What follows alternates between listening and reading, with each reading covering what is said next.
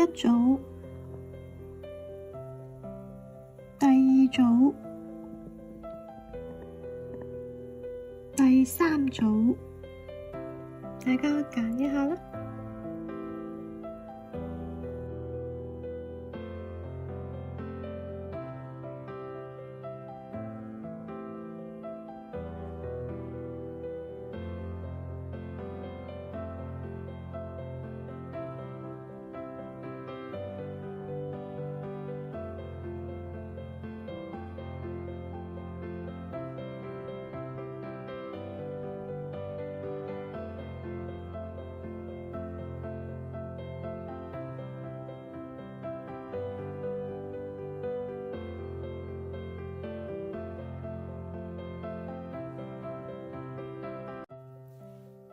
Hello，呢度係第一組，我哋今次占卜呢，就睇一下你哋今年有冇主動送上門嘅感情。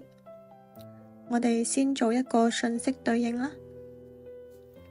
首先呢，我 feel 到呢一組你哋對感情、對愛情係有一定嘅向往嘅，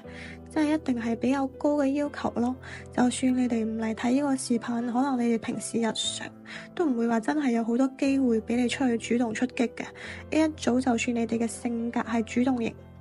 我都覺得可能1年半載啊，你都係遇唔到一個你覺得值得自己去主動出擊嘅人咯。即係你哋會覺得好似遇到嘅都唔係自己心水嘅。當然啦，我有 feel 到呢一組其實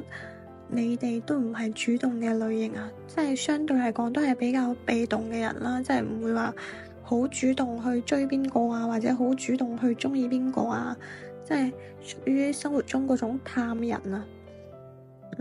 不過我覺得你哋應該會將你哋嘅一啲需求或者係一啲期待會話俾你身邊嘅人聽。所以你哋身邊同你哋比較親近嘅人呢，佢哋可能會幫你留意一下身邊有咩人係比較啱你嘅。可能你哋會通過你哋嘅親朋好友啊，或者係身邊嘅人啊，會提供一啲機會俾你哋咯。所以呢一組呢，係有睇到一啲主動上門嘅感情嘅，而且呢一組嘅你哋，我覺得大多數應該係會喺一個大家庭入邊，或者係你喺一個大公司、大企業入邊，你哋嘅緣分呢，唔需要你去跑太遠嘅，基本上就喺你而家嘅位置上邊，有可能係屋企人提供俾你，或者係身邊嘅工作相關嘅人都會間接咁提供一啲機會俾你哋咯。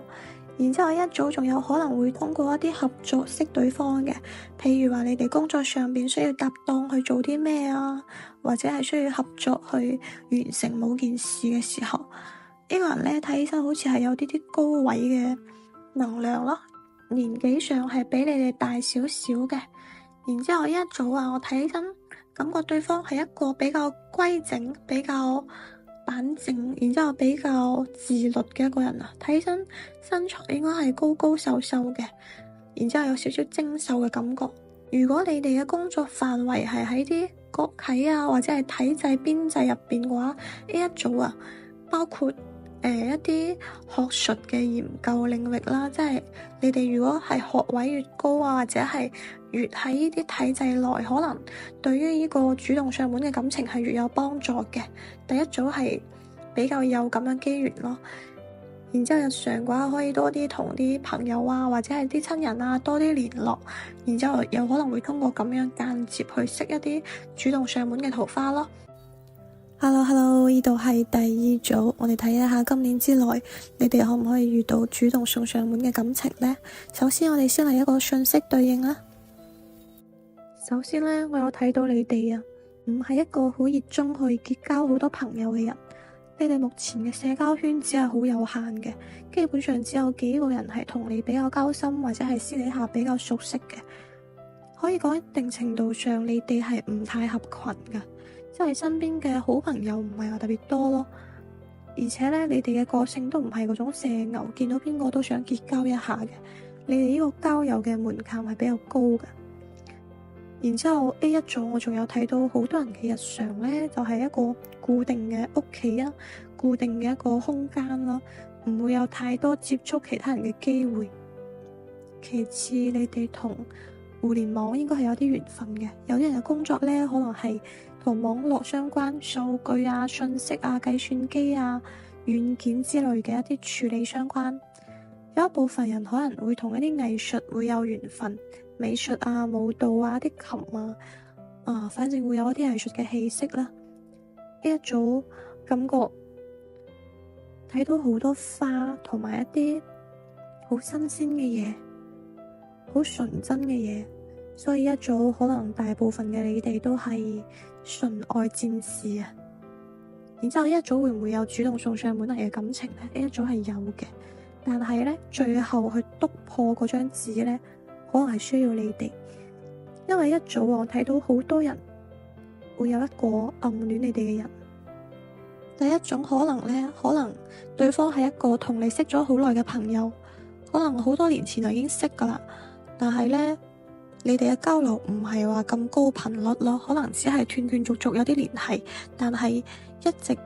都係保持一啲距離嘅。反正呢個人應該係陪你行過一段時間，但係呢，佢對你一直都係暗戀嘅狀態咯，即係一切都未明講，但係對方對你係有 feel， 包括係想要追求嘅，但係可能會有其他啲現實原因啦，或者係其他嘅一啲阻礙啦，導致你兩個可能一直都係咁嘅狀態咯。仲有一部分人，我覺得你哋可能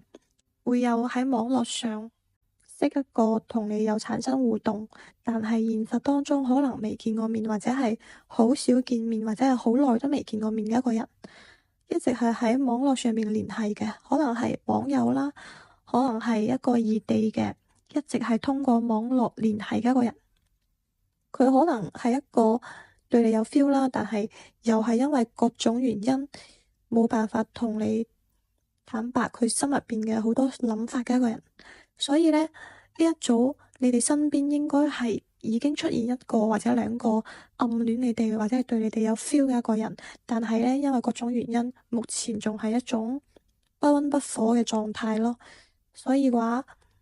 呢一組係會有主動上門嘅感情嘅，只不過仲未到時間咯。對方可能係一個長相比較方正、五官比較端正嘅人，有種翩翩君子咁嘅感覺。你哋可以對應一下，你哋身邊存唔存在一個咁樣嘅形象嘅人？然之後對方嘅學歷可能係比較高嘅，或者係佢喺自己嘅領域上面已經係有少少成績，或者係有少少建樹噶啦。Hello，呢度係第三組，睇一下呢一組今年之內會唔會遇到主動上門嘅感情呢？首先我哋睇一下呢一組嘅信息對應，我感覺你哋呢，唔係嗰種日久生情嘅類型，你哋更相信或者係更加追求嘅係一見鍾情，你哋要嘅係生理上嘅吸引，你哋要嘅係嗰種一眼心動。呢一組我覺得你哋係水象或者係風象嘅星座嘅可能性會比較多啦，雙魚、巨蟹、雙子、天秤。然之後呢，我睇到眼前有一座雪山啦，然之後雪山入邊有兩個人，你哋係中意嗰種好清冷嘅類型嘅。然之後可能會比較賤啦，即係人哋越唔騷你，然之後你就越心動啦。反正你哋會中意一啲長相比較高級，類似於斯文敗類啊，或者係啲清冷木頭咁嗰種，即係類似咁嘅感覺嘅人咯。然之後關於今年你哋會唔會遇到主動送上門嘅感情呢？呢一度我係未睇到咁樣嘅信息同能量嘅，反而呢一個人可能係你哋，即係呢個主動揾上門嘅人可能係你哋。接落嚟可能會遇到一個自己比較心動，然之後比較心水，即係同我啱講嘅嗰啲風格係有少少相似嘅人，有一種過關斬將嘅感覺，即係你哋會發出一啲追求，你哋可能會好耐都未試過有咁樣嘅心動噶啦，可能上次咁心動已經係學生時代嘅事，然之後今年呢，可能會遇到一個真係你哋好想珍惜同埋好想爭取嘅一個人。所以呢，呢一組啊，感覺接落嚟你哋可能會攻略一座冰山咯。你哋攞到嘅劇本呢，就唔係嗰種被動嘅等人哋追嘅，你哋嘅劇本呢，就係大女主，就是需要你自己主動去爭取嘅，就是你想要你得到，你想要你得到。可能一開始嘅攻略唔會話太順利咯，會有啲波折嘅，但係呢，呢個結果應該係好嘅，相當於係一種有少少故事性，有少少曲折嘅一個故事啦，需要你哋克服一定嘅難關咯。所以呢，一組如果遇到咗一個咁樣嘅人，遇到咗一個好心動嘅人，可以大膽咁去追求。呢個故事雖然話曲折，但係呢都係一個完美嘅大結局嚟嘅。